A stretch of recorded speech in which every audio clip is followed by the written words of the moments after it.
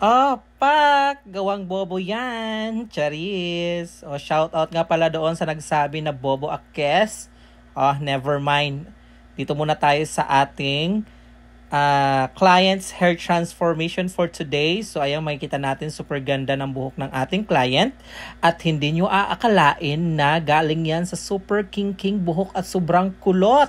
Oh yes, mga sis, ang ating clients for today's video is, Diyos ko, sobrang kulot na kulot ang kanyang buhok at sobrang kapal. So kung makikita natin yung buhok ng ating client, halos pang dalawa or pang tatluhang tao yung kapal ng kanyang buhok. At the same time, sobrang kinky or kulot talaga ng kanyang buhok. Nagulat lang talaga ako sa buhok ng batang ito dahil nga sa ganitong case ng kanyang hair. Pero syempre, hindi natin yan aatrasan sa tulad nating bobong nagre-rebond. At kung gusto nyo makita ang kanyang hair transformation at kung paano ko siya ginawa at kung babalik ba yung kanyang buhok after natin siyang mariband or after niyang mapaliguan ng kanyang buhok, so panoorin nyo yung video hanggang dulo. No one ugly allowed.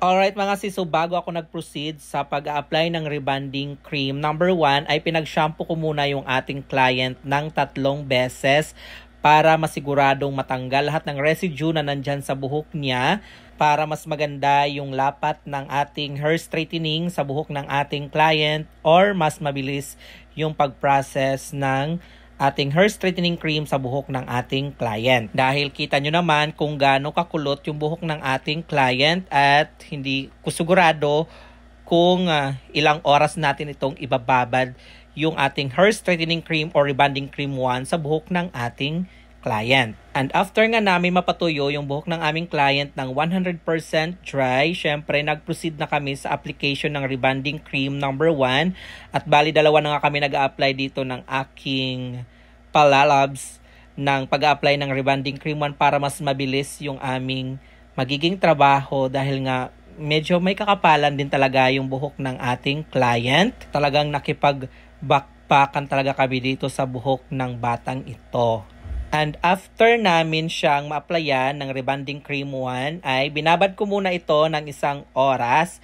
So after 1 hour ay nag-reapplication ako mga sis dahil hindi pa siya nag-develop or ibig sabihin ay hilaw pa yung ating client's hair sa ating hair straightening cream. Nagdagdag or nag-reapply lang ulit ako ng hair straightening cream para ma-make sure talaga na maluto siya or mag-well-develop yung ating client's hair sa rebonding cream number 1. Then after ko mag-reapply dyan, nag-extend lang ako ng babad ng another 30 minutes. Then after 30 minutes, syempre nag-checking ako and since nakita ko na hindi pa talaga siya totally fully developed sa ating rebonding cream 1, then nag-reapply ulit ako mga sis.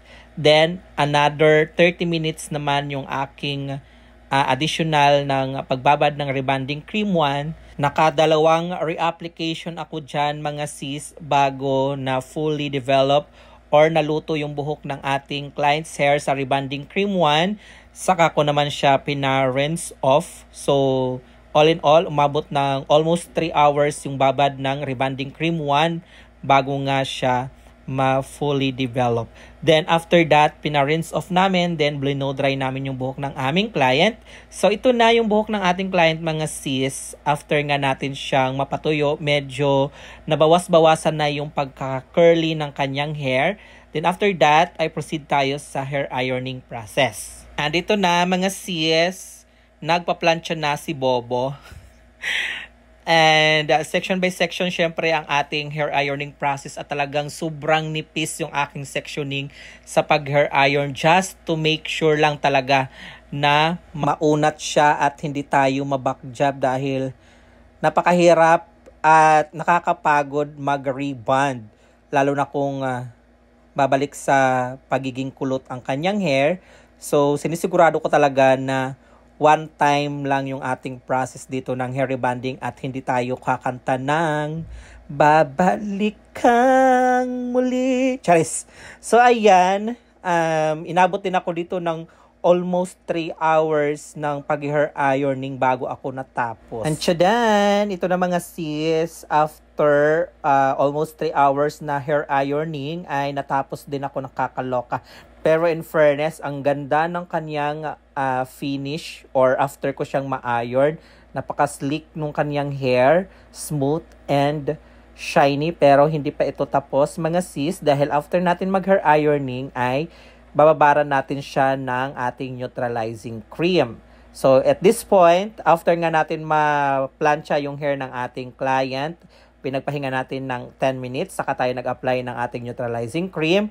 Then after that, pina-rinse off natin yung ating neutralizing cream. Then nag-apply tayo ng treatment. Then after that, then proceed na tayo ngayon sa last part, which is blow drying na. So dito na the moment of truth mga sis. Dito na natin makikita. Oh my God, kinakabahan talaga ako habang binoblow dry ko yung buhok ng ating client dito dahil cross finger na hindi siya maback job.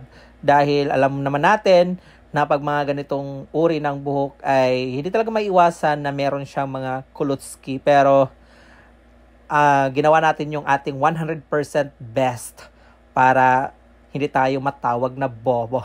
Charis. So ayan, pinapatuyo na natin mga sis at makikita natin talaga na unat na yung buhok niya, makintab at walang bakas ng kahapon.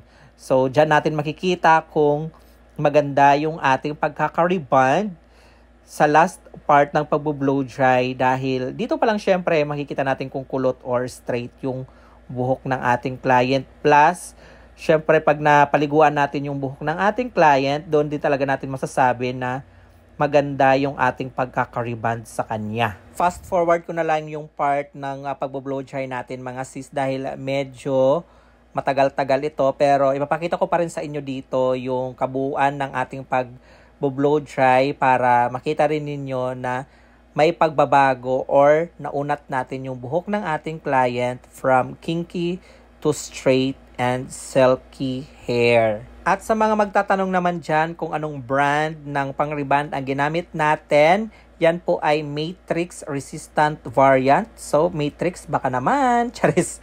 Then, worth 5,000 pesos po itong rebond natin. So, wag na po kayong magtaka or wag nyo na ako questionin kung bakit gano'n yung price niya dahil nakita nyo naman yung buhok ng ating client kung gaano kakapal at kung gaano siya kakulot. At the same time, yung ginamit natin na brand na pang-rebond. Then, after natin siya mapatuyo mga sis, pinadaanan natin siya ng pang last ironing and this is the final result sa ginawa nating rebond sa buhok ng ating client na si Baby Girl na talagang sobrang kulot into shiny, silky, bouncy, and straight hair. At syempre mga sis, ang inaabangan ng lahat, yung after wash result, kung kumusta yung buhok ng ating client after nga niya mapaliguan ng kanyang hair, kung straight pa rin ba or bumalik sa pagiging kulot ang kanyang hair. So panoorin natin yung kanyang after wash result na sinend sa atin ng ating client. At ito na nga mga sis, nag-send yung mother nung ating nirebond na si Baby Girl. So panoorin natin kung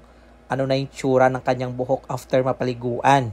And tsadan! Ito na yung after wash result niya mga sis. Talagang tumindig ang aking mga balahibo nung makita ko nga yung video na ito na sinend sa atin dahil kung mapapansin natin halos walang pinagbago yung kanyang buhok or should I say straight na straight pa rin ang kanyang hair. Mas naging silky, smooth kahit na napaliguan na yung kanyang buhok. O diba? Yan po ang gawang bobo. Eme. So what do you think with this hair transformation mga sis? Comment your thought below. At hanggang dito lang po ang video nito. At kung nagustuhan nyo naman po ang ating video, please don't forget to like and share and follow our page Chading for more hair transformation. And this is Chading saying have a great hair day always mga sis. Love until our next video. Bye!